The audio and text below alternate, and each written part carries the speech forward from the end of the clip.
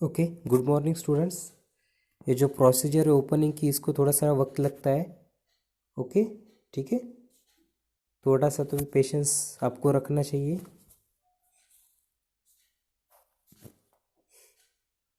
Okay,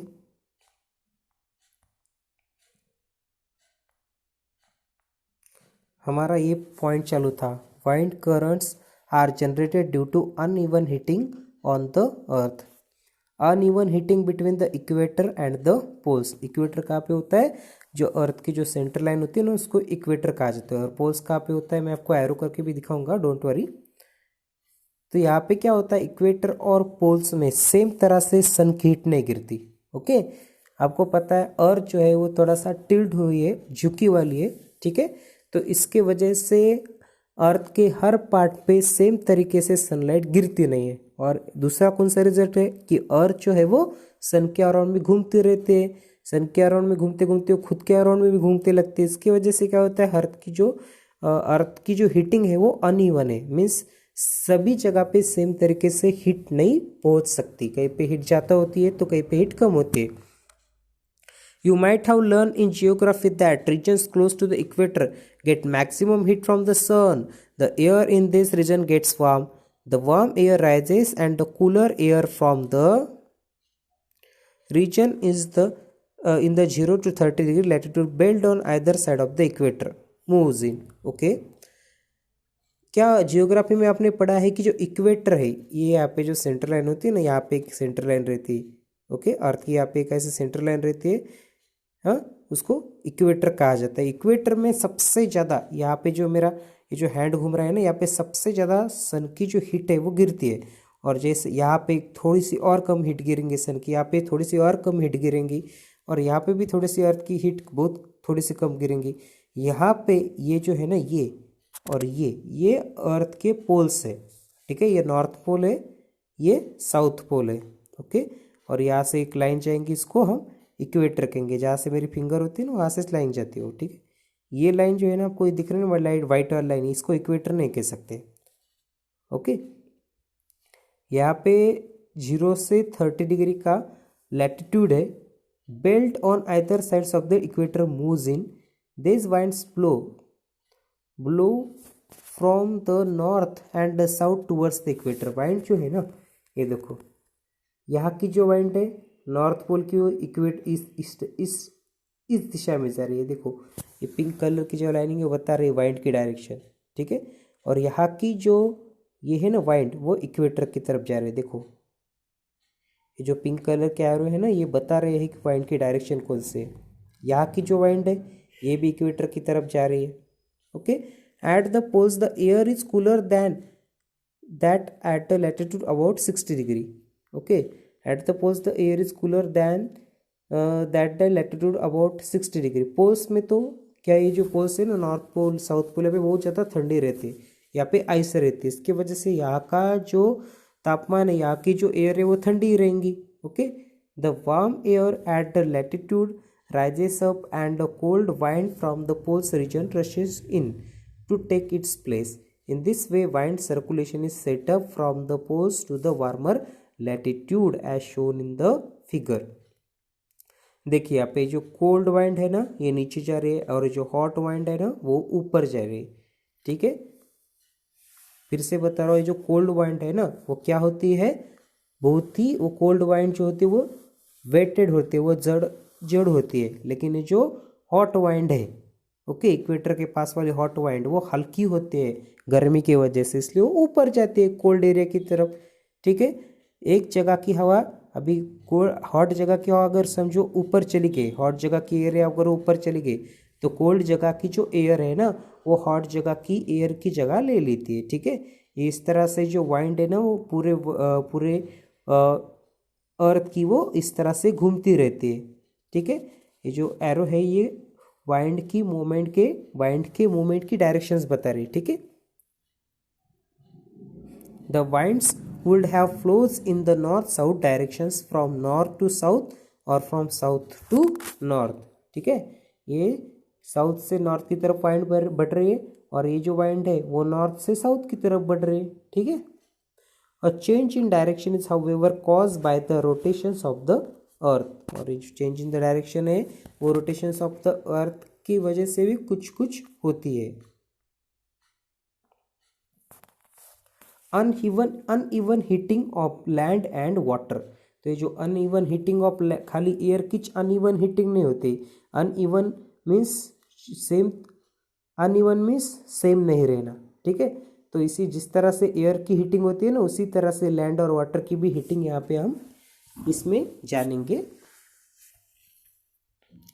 तो आपने सी bridge और वाइंड ब्रिज, लैंड ब्रिज के बारे में इससे पहले पढ़ा है। In summer near the equator the land warms up faster and most of the time the temperature of the land is higher than that of the water in oceans। देखो maximum times पे क्या होता है, summer में जो land का जो temperature होता है जमीन का वो ज़्यादा होता है, कहाँ से, ओशन के सरफेस से।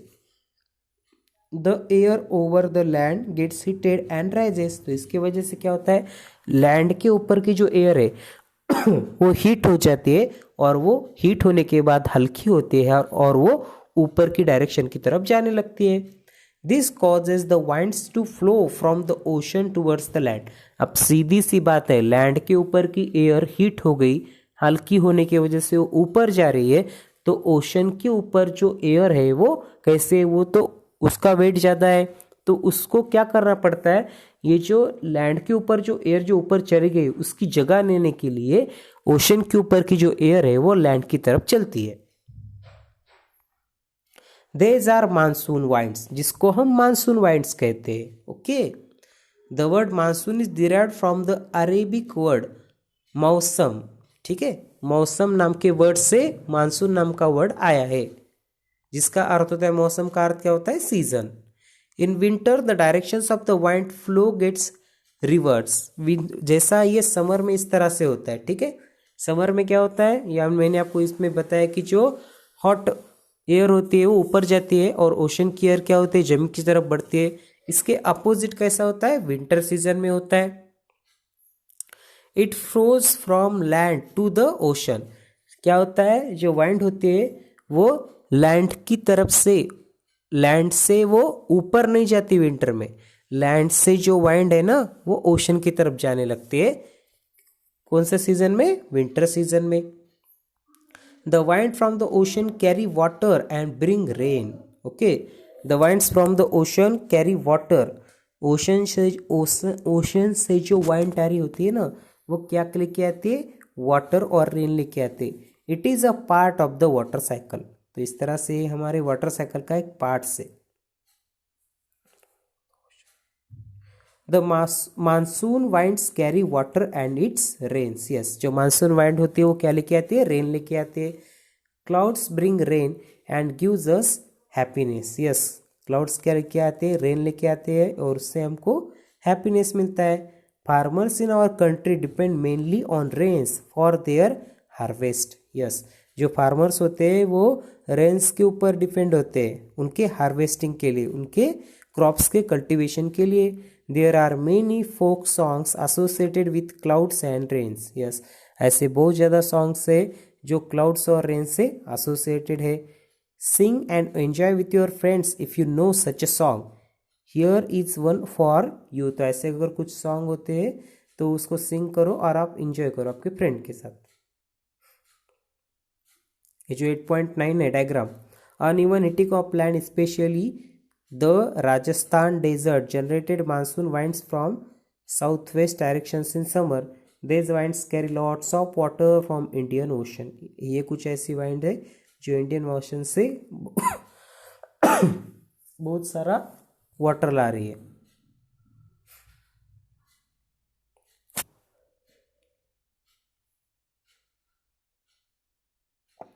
However, it is not always a happy ending. Rains often create problems। Yes, आपको पता है कि रेन्स की वजह से हमारे इंडिया में बहुत ज़्यादा प्रॉब्लम होती है, ठीक है। जो हार्वेस्टिंग के टाइम पे कभी रेन आ जाती है, तो कभी मीन्स रेन का जो टाइमिंग है वो परफेक्ट नहीं है इंडिया में। You can discuss the causes and solutions of the problems with your teacher and parents. In nature itself, there are certain situations that can sometimes create disasters, yes, तो nature में कुछ ऐसे situations भी आते हैं जिसकी वजह से आपत्ति आती है, ओके, प्रॉब्लम आती है बहुत ज़्यादा। And pose threat to humans, animals and plant life. Let's study to such situations, okay. तो अभी हम ऐसे दो सिचुएशंस जानेंगे जो नेचर के वजह से होते हैं और जिसकी वजह से ह्यूमंस को प्रॉब्लम को फेस करना पड़ता है, ओके। तो पहली कौन सी सिचुएशन है, एक है थंडर स्टॉर्म्स, दूसरी है cyclones. Thunderstorm and cyclone.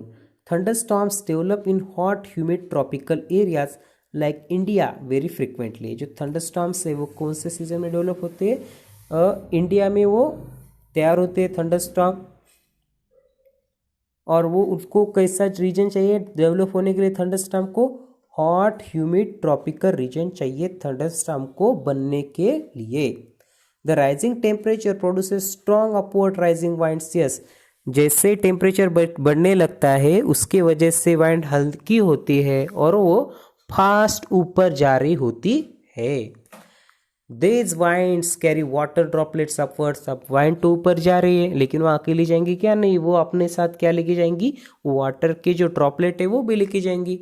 Where they freeze and fall down again, और वो जैसे वाटर के ड्रॉपलेट ऊपर जाते हैं वो ठंडी की वजह से फ्रीज होने लगते हैं और वो नीचे गिरने लगते हैं। The Swift moment of the falling water droplets along with the rising air creates lightning and sound. तो क्या होता है, the swift movement of the falling water droplets along with the rising air create lightning and sound। तो इसके वजह से क्या होता है, जो स्विफ्ट मोमेंट होते हैं गिरने वाले वाटर की बूंदों की, और उसको एक तरह से वाटर की बूंदे गिर रहे होते हैं, दूसरी तरह से हवा जोर से ऊपर जा रही होती है, तो इसके वजह से लाइटनिंग यानी बिजली और जो साउंड जिसको हम गड़गड़ाहट कहते हैं वो तैयार होता है। It is this event that we call a thunderstorm, और ऐसे सिचुएशंस को हम क्या कहते हैं, thunderstorm. You will read about lightning in higher classes, okay. Lightning के बारे में आप अगले क्लास में या उसके आगे वाले क्लास में जानोगे। If a storm is accompanied by a lightning we must take the following precautions. अगर समझो स्टॉर्म आ रहा है और उसके साथ लाइटनिंग भी हो रही है बहुत ज़्यादा, ओके, बादल आ रहे हैं, बहुत ज़्यादा लाइटनिंग हो रही है, तो आपको कुछ यहाँ पे प्रिकॉशंस बताए हैं। Do not take shelter under a isolated tree, tree के नीचे मत बैठो।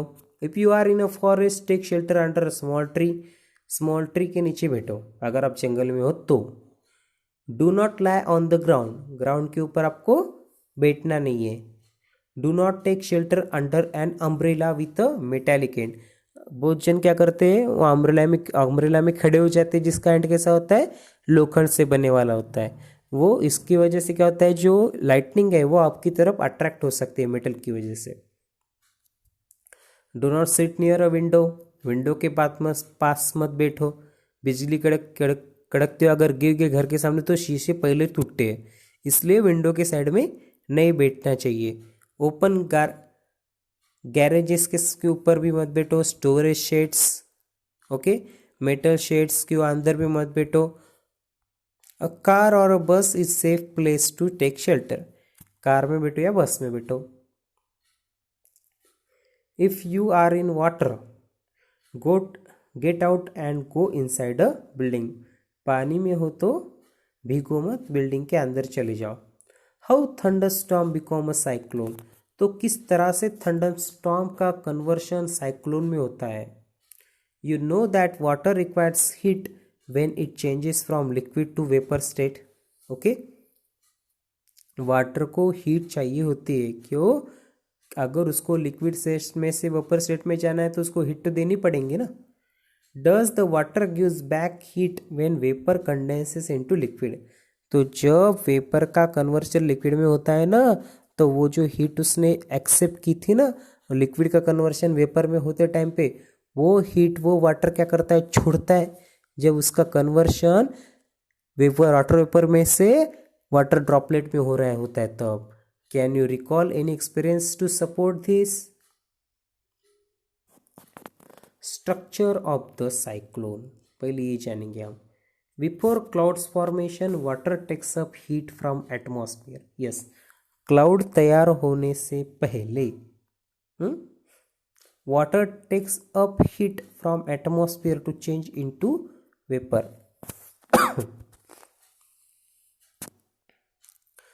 When water vapor changes back to liquid form or raindrops, okay, जब वाटर वेपर का कन्वर्शन रेनड्रॉप्स में होता है ना, this heat is release to the atmosphere. तब क्या होता है, वो water vapour changes back into the liquid, वो जब वाटर वेपर का कन्वर्शन लिक्विड में हो रहा होता है तब वाटर क्या वो जो वाटर के ड्रॉपलेट है वो हीट छोड़ते हैं एटमॉस्फेयर में.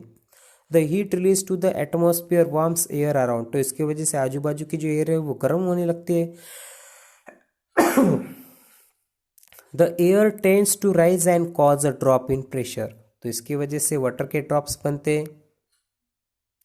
मोर air rushes to the centre of the storm, तो ज़्यादा से ज़्यादा जो एयर है ना वो स्टॉर्म के सेंटर में चली जाती है.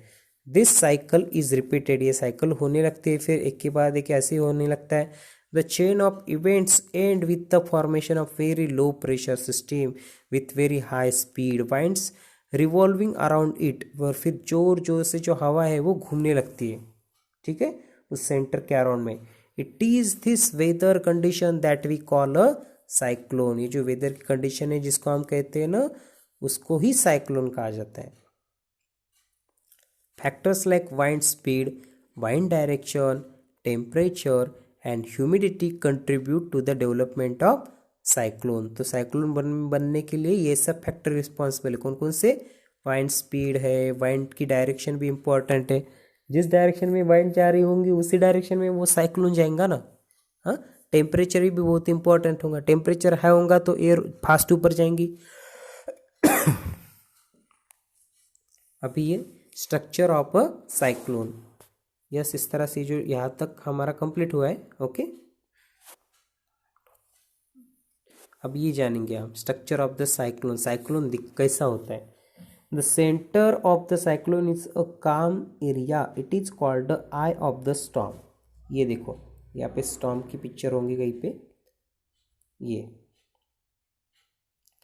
ये जो सेंटर एरिया आपको दिख रहा है ये आई है, ये क्या है, ये आई है स्टॉर्म की, जिसके अंदर से ये उंगली फर्स्ट फिंगर है वो घूम रही है.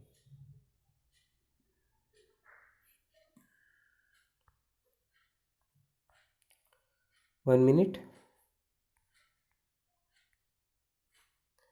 A large cyclone is a violently rotating mass of air in atmosphere. बहुत बड़ा जो साइक्लोन होता है उसमें बहुत ज़्यादा एयर होती है. Okay, 10 to 15 kilometre high, the diameter of I varies from 10 to 30 kilometre. Okay, जो डायमीटर होता है ना ये सही इसका, ये साइक्लोन का वो 10 से लेकर 30 किलोमीटर तक उसका डायमीटर होता है साइक्लोन का.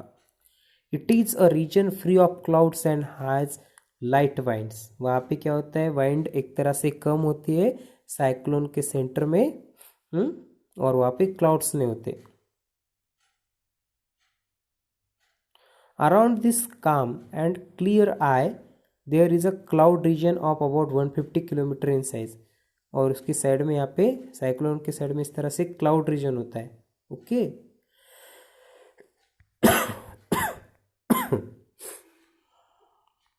One minute.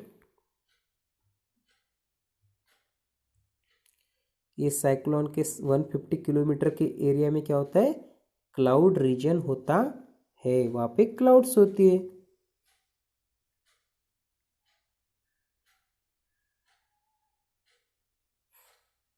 In this region there are high speed winds, वहाँ पे बहुत ज़्यादा वाइंड्स जोर से बहने लगते हैं 150 किलोमीटर के एरिया में.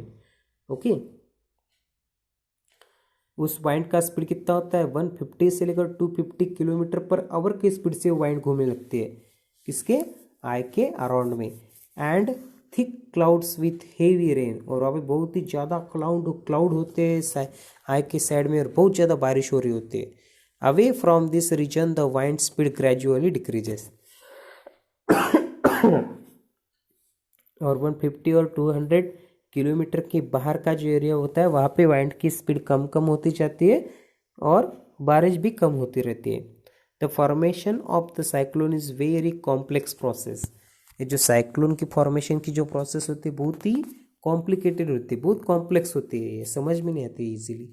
A model is shown in figure 8.11। तो यहाँ पे हमने मॉडल देखा है। ओके, ये ये क्लाउड का रीजन, ये कम से कम 150 to 200 किलोमीटर के आसपास का एरिया, इतना यहाँ पे बहुत ज़्यादा बारिश होती है। ओके, इस एरिया में ये देखो राइजिंग रेन, इस डायरेक्शन में वो साइक्लोन जा रहा है। ये देखो यहाँ पे लिखा हुआ है 200 किलोमीटर के आसपास का एरिया। ये 10 to 30 किलोमीटर का खाली इतना पार्ट है जो कि डायमीटर है इस आई का। स्ट्रीम फ्लो, यहाँ पे क्या होता है, बारिश कम हो रही होती है, यहाँ पे बहुत ज़्यादा बारिश होती है इस एरिया में। तो इस तरह से साइक्लोन और थंडरस्टॉर्म का जो पॉइंट है वो एंड हुआ। This is the satellite image of the eye of the cyclone. ये है आई। ओके, ये साइक्लोन का एरिया लगभग 150 किलोमीटर है।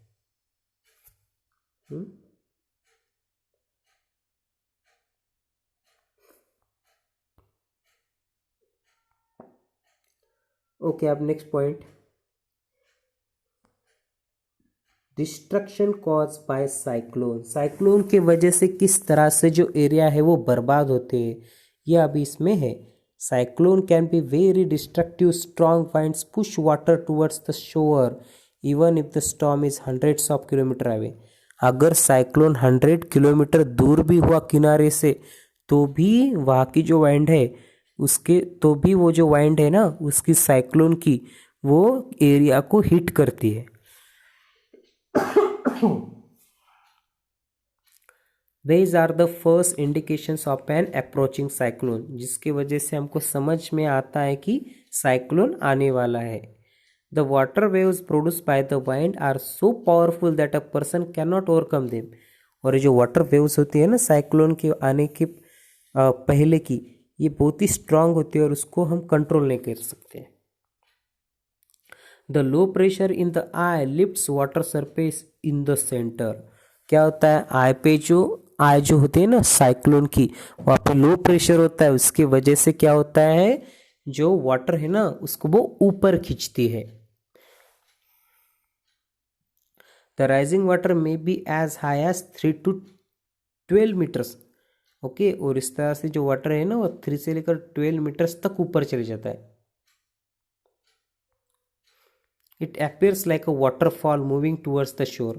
और ऐसा लगता है कि जो कोई वाटरफॉल है जो किनारे की तरफ आ रहा है। Okay, as a result the sea water enters the low lying coastal areas.